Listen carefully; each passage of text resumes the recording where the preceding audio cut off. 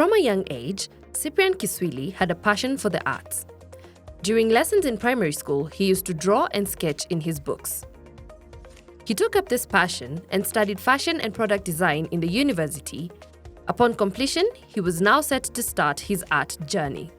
As he set up his art studio, the high cost of art materials was a key challenge.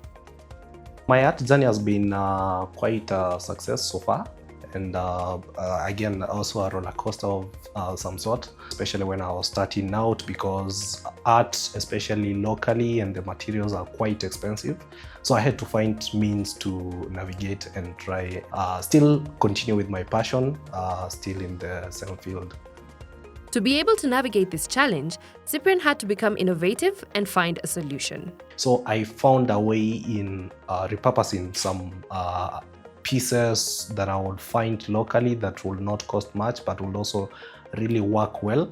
An example is the textiles. I explored textiles for quite a while and I found it really working really well, and that's when I started using mixed media as a media form in my art creative journey. There's an artist I used to do quite a lot of details in my art, and while I incorporated it, I think it really worked. And from the sustainable point is, of course, I was able to get it without having to purchase, because what I would ideally do will just collect it from the West textiles from local tailors around my home when I was starting. And for them, they also saw a way of disposing that waste and not having to deal with it. To be able to make the best out of the waste fabrics that he uses, Cyprian has an intricate art-making process.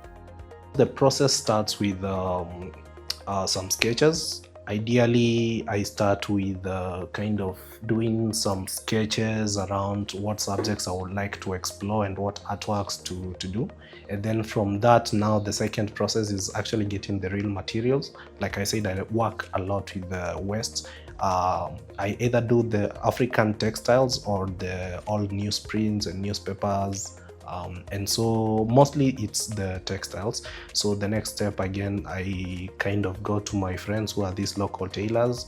We've kind of struck a relationship where they expect me on some days to actually come and collect the waste. So I will just collect what they have, and then I would sort it out, wash it. That will take like a day, and dry it. And then after that, now I'm able to carefully select what pieces to actually use and incorporate them into the art. And then the next few weeks, depending on the size of the artwork and the subjects that I'm doing, so some art pieces may take a day, some may take a few hours, some may take months. So depending on that, now I'm able to strategize and start creating the artworks. He also uses tech to assist him in his designs. Recently, I've actually started using AI a lot. What happens is I'll take photos of the fabrics and then I would basically sketch it out using some softwares to kind of see how those colors would work well against each other.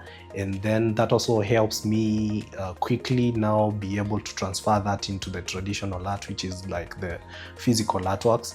So yeah, I use a lot of that to kind of create like a color scheme. Depending on the textiles that I have, I'll take photos and then I will generate some of ideas on how I could blend those too well, and or the more fabrics that I have, and then now I'll start doing the artworks. As Cyprian uses waste in his art, he also ensures that he has zero waste in his productions.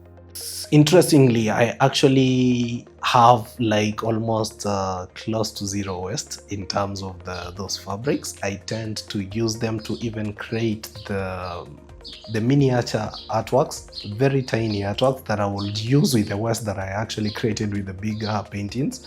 So like for example, fabrics that I got 3 months ago, I've all consumed everything. In the fashion space, Wanja, Kovu Couture founder, also repurposes fabric waste in some of her fashion pieces. Additionally, she founded a company called Waste to Wear in 2022 that seeks to help other fashion brands in handling their waste. We hope to just come up with systems to help other fashion brands manage their waste. Because like when us guys were collecting their waste, they just stack everything together. Packaging waste, you could pick up and find a full outfit. So if we can come up with systems where we set up bins where they can sort their waste depending on where the waste is coming from, so it's easier to manage it, so that we can know which area is producing more waste and which area needs to be fixed. To be able to drive zero waste in the fashion industry, Joy hopes to influence other designers to repurpose their waste. I'd like to lecture in school and specialize in textile waste management, and also teach students upcoming designers, how to work with waste, so that they don't have the mindset that you have to buy fabric every time to create something, that you can just work with what is already there ready for you. So yeah, and also maybe set up a website to encourage guys to bring us their waste and show them what we are doing with their waste. Maybe even have token systems where we can actually buy your waste, or maybe give you products that we've created with your waste that you can resell at maybe a subsidized cost. There's also opportunities in like what I'm doing, repurposing, just collecting waste, remaking it into something new and turning it into art, maybe like using it in not necessarily wearable fashion. It can be like a wall hanging, can be a mop, it can be a floor rug.